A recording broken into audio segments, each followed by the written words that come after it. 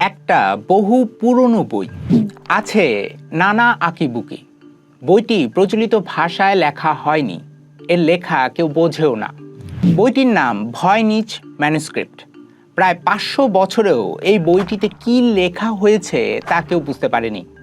হয়েছে এবং হচ্ছে নানা গবেষণা, তারপরও কেউ বুঝতে পারছে না এই রহস্যে ঘেরা বইয়ে আসলে কি আছে। পুরোটা জানতে সাথেই থাকুন, সময় বেশি লাগবে না, গ্যারান্টি।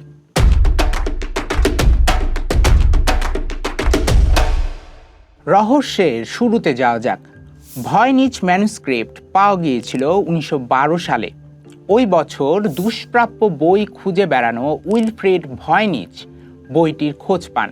ভদ্রলোক ছিলেন পোল্যান্ডের নাগরিক। রোমে খ্রিস্টান ধর্মযাজকদের এক আশ্রম থেকে কিছু পুরনো বই কেনার সময় এই পাণ্ডুলিপি তার নজরে পড়েছিল এবং তা কিনে নিয়েছিলেন তিনি। তখন এটি ছিল একটি নাম না জানা বই। পরে ভয়নিচ ম্যানুস্ক্রিপ্ট নামেই এটি বিশ্বজুড়ে পরিচিতি পায়। শুরুতে বেশ কয়েক বছর এই পাণ্ডুলিপি নিয়ে গবেষণা করেছিলেন উইলফ্রিড নিজেই, কিন্তু পাঠোদ্ধার হয়নি। 1961 সালে ভয়নিচ এস্টেটের কাছ থেকে পাণ্ডুলিপিটি কিনে নেন নিউ ইয়র্কের এক বই বিক্রেতা।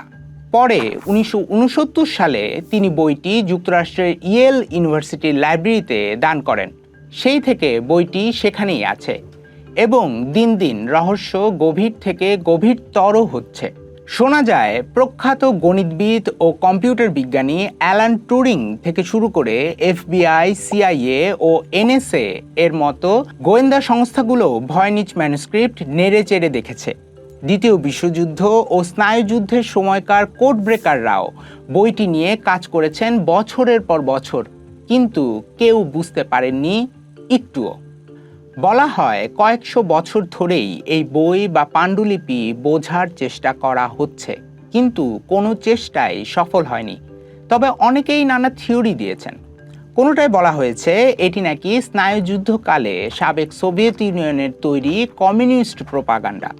কেউ আবার মনে করেন এর সঠিক পাঠোদ্ধার করা গেলে নাকি জানা যাবে চিকিৎসা থেকে জ্যোতির্বিদ্যার নিত্য নতুন তথ্য। কারো কারো দাবি বইটির পুরোটাই নাকি ভাওতা। অবশ্য বইটি যে ভাওতার নয় তা চলতি শতকের শুরুতেই প্রমাণিত হয়েছে। 2009 সালে কার্বন টেস্ট করে জানা গেছে ভয়নিচ ম্যানুস্ক্রিপ্ট তৈরি হয়েছে 15 শতকের মাঝামাঝি থেকে 16 শতকের মাঝামাঝি সময়ে। ঐতিহাসিক সময় বিবেচনায় নিলে সময়টা ইউরোপীয় রেনেসাঁর যুগ। বলা হচ্ছে রেনেসাঁর সময়ই লেখা হয়েছিল এই দুর্বোধ্য বইটি, কিন্তু কোন ভাষায় কে এটি লিখেছে তা কেউ জানে না। ভয়নিচ ম্যানুস্ক্রিপ্টে প্রায় 234টি পৃষ্ঠা আছে, ছবি আছে প্রায় 200টি। ধারণা করা হয় এতে মোট 6টি অধ্যায় আছে। বিভিন্ন পশুর চামড়া থেকে তৈরি পার্চমেন্ট কাগজে লেখা হয়েছে বইটি। লেখার পাশাপাশি আছে রং বেরঙের আঁকিবুকি। ফুটিয়ে তোলা হয়েছে নানা ধরনের অজানা ফুল, লতাপাতার ছবি। আছে জ্যোতির্বিদ্যার সঙ্গে সঙ্গতি থাকা নানা সংকেত। মানুষের অবয়বও আছে অনেক।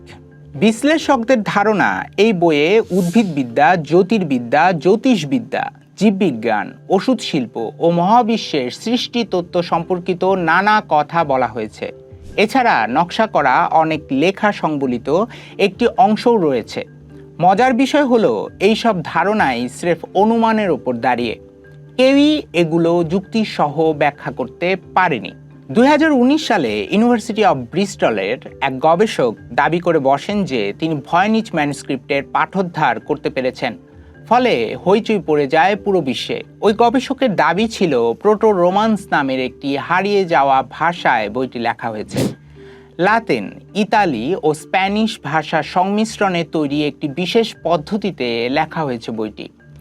এক সন্ন্যাসিনী নাকি বইটি লিখেছিলেন, যদিও এই গবেষকের দাবি নিয়ে অনেক সমালোচনা আছে। সবাই তা মেনেও নেননি, ফলে গবেষণা চলতেই থাকে। 2026 সালের শুরুতে এমনই একটি গবেষণার খবর সামনে এসেছে। বলা হচ্ছে ভয়নিচ ম্যানুস্ক্রিপ্ট বুঝতে একটি নতুন পদ্ধতি কাজ করতে পারে। এটা মূলত নতুন একটি সাইফার, নাম নাইব্বে।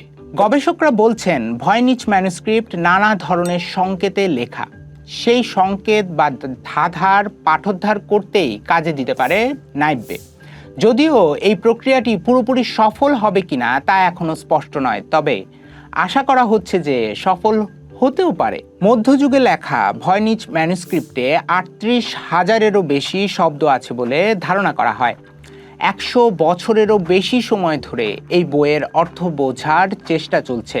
সাম্প্রতিক সময়ে মেশিন লার্নিং ও এআই ব্যবহারও করা হচ্ছে ভয়নিচ ম্যানুস্ক্রিপ্টের অর্থ বুঝতে, তবে বোঝা সম্ভব হয়নি এখনো।